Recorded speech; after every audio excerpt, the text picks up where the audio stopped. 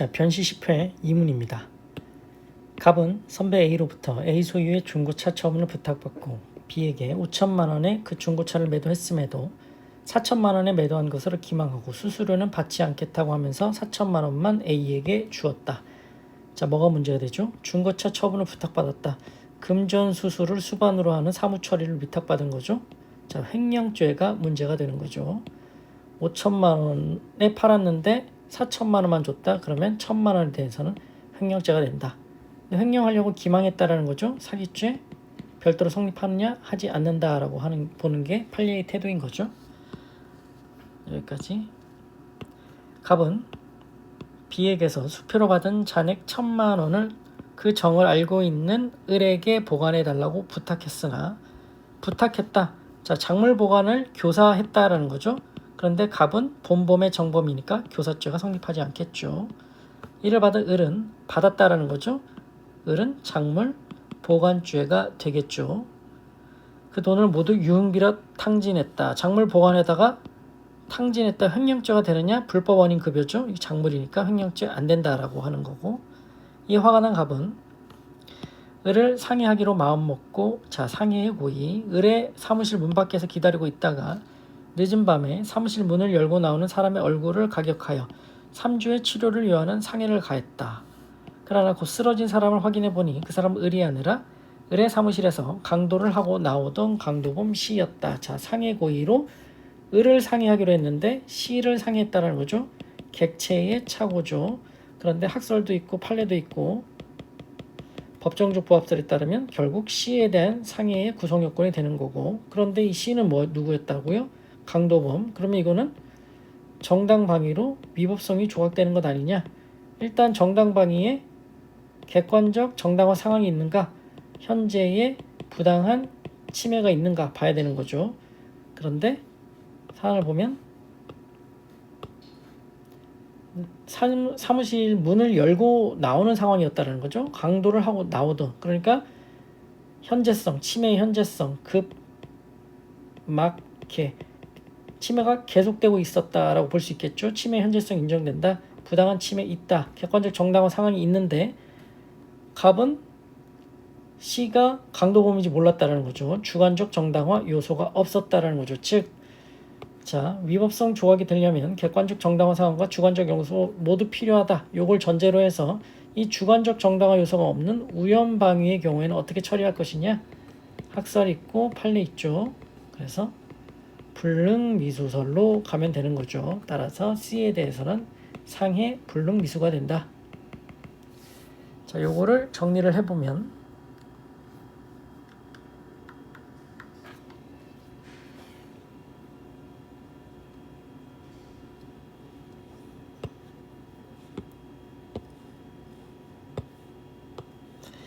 자, 일단 갑의 재책을 볼까요? 갑의 재책. 그래서 행위별로 나눠보면 요 행위로 봅시다. 요 행위. 네.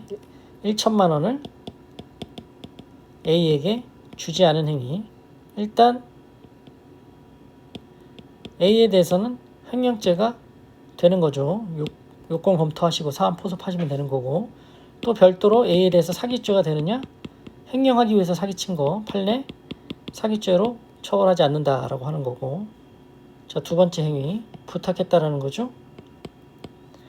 1천만 원을 을에게 보관해 달라고 부탁한 행위 작물죄 교사가 되느냐?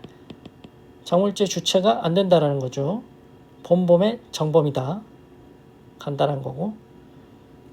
자, 갑의 재책. 갑의 재책은 또 C를 상해한 거죠. C를 상해한 행위. 일단 객체의 착오죠. 객체의 착오 학설도 있고 판례도 있고 법정적 부합설에 따라서 결국 C 상해죄 구성요건 해당성이 인정되는데, 문제는 정당방위로서 위법성이 조각되는 것 아니냐라는 건데, 일단 객관적 정당화 상황이 있는가, 현재의 부당한 침해가 있는가 관련해서 침해의 현재성이 있는가. 그런데 사안 포섭하시면서 사무실 문을 열고 나오는 강도를 하고 나오던 침해의 현재성이 있다. 금맞게 침해가 계속되고 있는 상황이었다라고 보시면서 객관적 정당화 상황은 있다. 근데 주관적 정당화 요소가 없다라는 거죠. 이거 판단하기 위해서는, 이 얘기를 더 하기 위해서는, 위법성 조각이 되기 위해서는 주관적 정당화 요소가 필요한지 논의가 있죠. 학설도 있고 판례가 있는데 필요하다라고 가는 거죠. 필요하다. 그런데 지금 필요한데 없는 경우에는, 이런 우연방해의 경우에는 어떻게 처리할 것이냐. 학설, 판례 있고 결국 따라서 판례도 불능미수죠. 불능미수로 처리하면 된다. 따라서 C에 대해서는 상해죄의 불능미수가 된다라는 거고, 그리고 마지막에 죄수관계 하면 되죠. 실체적 경합이죠. 그 다음 갑의 죄책을 받고, 을의 죄책을 보면 되죠. 을의 죄책. 일단 1,000,000원을 받은 행위, 1,000,000원을 보관한 행위, 1,000,000원을 받은 행위, 이거는 작물 보관죄죠. 간단한 거고, 요건 검토하셔서 사안 포섭하시면 되는 거고, 이거를 유흥비로 탕진했다. 횡령죄가 되느냐? 불법 원인 급여죠. 작물이죠. 안 된다. 판례. 그래, 이게 다죠? 네. 이게 첫 번째 사실관계에 대한 쟁점들이고, 두 번째 사실관계. 1,000,000원을 반환하라는 갑의 독촉에 시달리던 을은 A의 재물을 강취하기로 마음먹고 지인으로부터 강도의 고의가 있었다. A의 집 구조와 금고 위치 등에 관한 정보를 입수하고 미리 현장을 답사했다. 강도 예비가 일단 된다. 그로부터 3일 뒤 약 밤 11시경에, 밤이네요. 밤. 을은 A의 단독주택에 도착하여 외부 벽면을 타고 2층으로 올라가 창문을 열고 들어가다가, 야간 주거침입 강도가 문제되죠. 야주강. 이 야주강은 실행의 착수와 관련해서 논쟁이 있죠. 실행 착수 시기가 언제인가. 예상치 못하게 집안에서 거구에 남자 2명이 다가오자 순간적으로 겁을 먹고 도망했다라는 거죠. 미수에 그쳤다라는 거죠. 근데 순간적으로 겁을 먹고 도망했다. 이게 중지미수냐 장애미수냐, 이게 문제가 되겠죠. 경찰의 검거 지시가 내려지자 을은 친구 병에게 그간의 사정을 이야기하면서 도피 자금을 구해달라고 부탁했다. 범인 도피 교사죄가 되겠죠. 범인 도피 교사 방어권 남용으로 이를 승낙한 병은 자기의 고가 골프채를 D에게 1,500만 원에 양도하기로 하여 D로부터 계약금과 중도금으로 800만 원을 받았음에도 그 골프채를, 동산이죠. 받았음에도 다른 데 사람한테 팔았다는 얘기가 나오겠죠. 골프채를 E에게 1,800만 원을 받고 양도했다. 그럼 부동산 이중매매처럼 배임죄가 되느냐? 이거 어떻게 와요? 배임죄 되지 않는다라고 보죠. 판례는. 그중 1,000만 원을 을에게 도피 자금을 건네줬다. 범인 도피죄가 되는 거고요. 이거를 쟁점을 목차를 잡아보면, 우선 을의 죄책에 대해서 살펴보죠. 을의 죄책. 일단 특수 강도의 실행의 착수 시기를 언제로 보느냐에 따라서, 만약에 폭행 협박 시로 보면 아직 폭행 협박이 없기 때문에 실행의 착수가 없고 강도 예비죄만 되겠죠. 그런데 주거 침입죄로 보면, 주거 침입 시로 보면 창문을 열고 들어가다가 주거 침입이 있는 거죠. 실행의 착수가 있고 그 다음에 미수, 중지미수냐 장애미수냐라는 것을 얘기를 해볼 수 있겠죠. 그 다음에 중지미수냐 장애미수냐 이런 얘기를 해볼 수 있는 거고, 폭행 협박시로 보면 실행의 착수가 없기 때문에 그냥 강도 예비가 되는 거죠. 강도 예비가 되는 거고, 겁을 먹고 도망했다. 예비의 중지, 요 얘기도 해볼 수 있는 건데, 예비의 실행의 착수 이후에는 중지범의 관념은 인정할 수 없다라는 거죠. 따라서 이렇게 논리를 갈 수 있는 거고, 어떤 것을 선택하느냐에 따라서 이렇게 논의가 나눠질 수 있다라는 거죠. 그래서 정리를 해보면,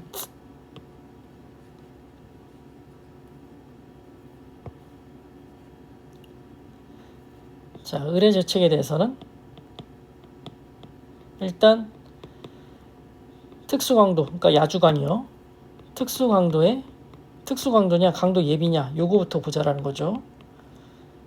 그러면 실행의 착수 시기를 봐야 되죠. 실행의 착수 시기가 언제냐? 뭐 폭행 협박 시 학설, 그리고 주거 침입 시설 학설이 대립 있고, 또 판례도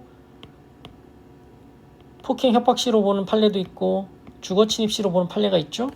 근데 다수설로 간다면 폭행 협박 시로 가는 거고, 그러면 실행에 착수가 없는 거죠. 그러면 강도 예비인 거고, 그러면 순간적으로 겁을 먹고 도망했다라는 거죠. 이게 중지미수냐 장애미수냐 이걸 논할 필요가 없는 거죠. 강도 예비니까. 다만 예비의 중지가 문제가 되는데, 예비의 중지는 자의성을 전제로 하죠. 자의성이 인정되어야 예비의 중지를 논할 수 있는 거죠. 근데 지금 이 부분은 집안에서 거구의 남자 2명이 다가오자 순간적으로 겁을 먹고 도망했다. 자의성 있는가? 사회통념상 범죄를 수행함에 장애가 되는가? 장애가 되는 거죠. 자의성이 없는 거고, 따라서 예비의 중지는 논할 가치도 없는 거죠. 자의성이 인정된다 하더라도 판례는 예비죄에서의 중지범 관념을 인정하지 않죠. 이렇게 정리를 해볼 수 있고,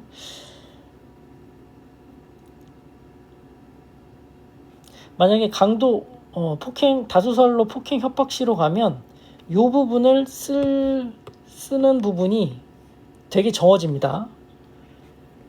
어차피 예비죄 중지는 인정하지 않기 때문에 이 자의성을 따질 실익이 적어지는 거죠. 이 정도를 못 쓰게 되는 거죠.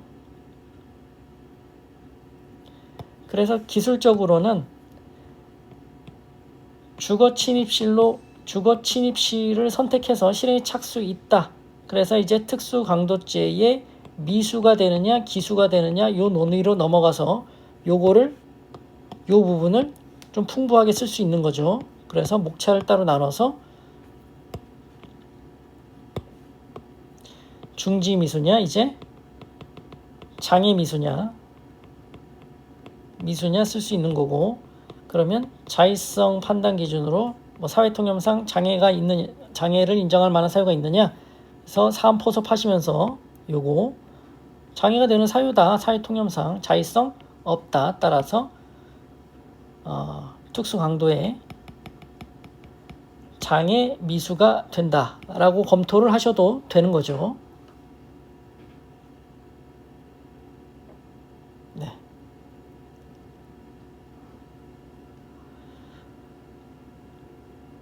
그리고 의뢰제책은 또 뭐가 있죠? 의뢰제책 범인 도피를 교사한 거죠. 도피 자금을 구해달라고 부탁한 행위, 학설도 있고 판례도 있고 방어권 남용으로 보죠. 범인 도피죄가 성립한다라고 보면 되고, 죄수관계는 실경이 되겠죠. 이게 의뢰제책이 될 테고, 그 다음에 병의 제책을 보면 일단 먼저 골프채를 이중으로 양도한 행위, 동산이죠. 학설도 있고 판례도 있을 텐데, 이거는 점유유저는 타인의 사무가 아니라는 거죠. 따라서 배임죄 안 된다라고 보면 되는 거고, 그리고 도피 자금을 건넨 행위, 이거는 범인 도피죄. 사안 포섭 요건 검토하시고 사안 포섭하시면서 도피죄가 된다라고 보시면 되는 거죠. 자, 1번, 2번 보셨고, 3번. 사실관계 2에서 을은 도피를 위해 자신의 트럭을 운전하던 중 H가 운전하던 자전거와 충분한 측면 간격을 유지하지 아니한 채 H를 추월하다가 H가 을의 찻바퀴에 치여 사망했다. 이 경우 H가 만취 상태였기 때문에 을이 H의 자전거와 충분한 측면 간격을 유지하면서 추월했더라도 동일한 사망의 결과가 발생했을 것이 확실하다. 을에게 교특법 위반죄가 성립하느냐? 뭐 물어보는 거예요? 객관적 기속 물어보는 거죠. 합법적 대체 행위론이죠. 그래서 바로 목차를 잡아보면 일단은 측면 간격을 유지하지 않은 거죠. 이 과실죄잖아요. 그래서 첫 번째, 주의 의무 위반이 있는가? 과실이 있는가죠? 있다라고 검토를 하시고, 강경 미유지의 과실이 있죠. 이거를 결과가 발생했는데 결과에 대해서 객관적 기속이 인정될 수 있는가? 인과관계, 판례의 입장에서는 인과관계겠죠. 그래서 학설, 판례, 할로테인 마취 사건 풍부하게 잘 써주시면서 합법적 대체행위론, 무죄 추정설로 가시는 거죠. 근데 사안포섭 하시는 거죠. 추월했더라도, 합법적 대체행위를 했더라도 동일한 사망의 결과가 발생할 것이 확실하다고 답을 주고 있죠. 따라서 객관적 기속 인정 안 된다. 특가법 치사죄, 교특법 치사죄 성립하지 않는다. 이렇게 가시면 되죠. 사실관계 1에서 A는 친구 M을 만난 자리에서 갑이 판매 대금의 일부를 떼먹었다. 자, 요중사실이 뭐예요? 횡령이죠. 그래서 A가 친구 M에게 얘기한 거죠. M은 참고인으로 경찰 조사를 받으면서 A가 자기가 말한 내용을 자필 진술서로 작성해서 제출했다. 이거를 경찰 조사 받으면서 진술서로 작성했다라는 거죠. 이게 원진술이 되는 거죠. 요중사실이 횡령죄니까 원진술이 되고 전문진술이죠. 전문진술인데 원진술자가 누구예요? A는 피고인이 아니죠. 그러니까 316조 2항이죠. 이거를 M이 진술서를 작성했는데 진술서, 경찰의 조사를 받으면서 작성했으니까 수사 과정 중에 작성된 거죠. 그러면 313조가 아니고 312조 5항에 따라서 참고인이죠. 312조 4항으로 가는 거죠. 그러면 또 전문이 붙는 거죠. 재전문이 되는 거죠. 이거 증거능력 관련해서 학설 판례 있는데 판례는 각 요건을 만족하면 증거능력이 인정된다라는 거죠. 공판정의 갑이 M의 증거 진술서에 부동의했다. 자, 이제 요건 검토하라는 거죠. 이 진술서를 증거로 사용하기 위한 요건은 무엇인가? 그래서 M이 경찰한테 진술서로 쓰는 거는 전문 진술이고 316조 2항 요 진술서는 수사 과정 중 작성된 진술서이기 때문에 참고인 진술조서 312조 4항으로 가는 거고, 그래서 각 요건을 만족하면 증거능력이 있다는 거죠. 312조 요건은 원진술자의 진술불능 플러스 특신상태. 또 312조 4항은 성립의 진정 인정돼야 되고 반대신문권 보장돼야 되고 또 특신상태 인정돼야죠. 요 요건 인정되면 증거능력이 있다라는 거죠. 그래서 이렇게 정리를 해두시면 되고,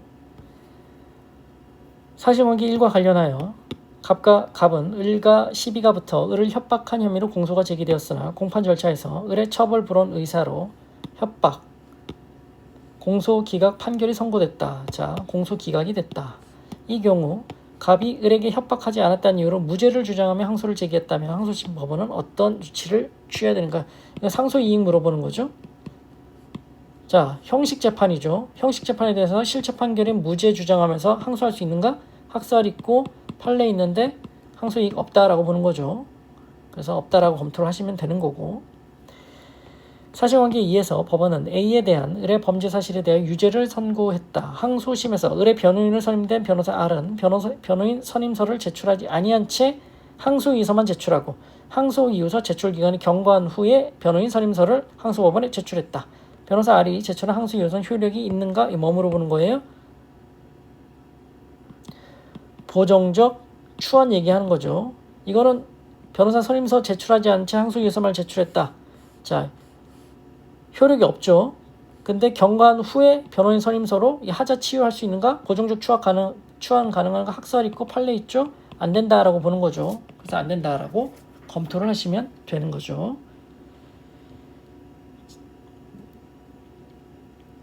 자, 목차를 통해서 다시 정리를 하겠습니다. 그래서 더보기란에 정리된 목차를 참고하시기 바랍니다. 마치겠습니다.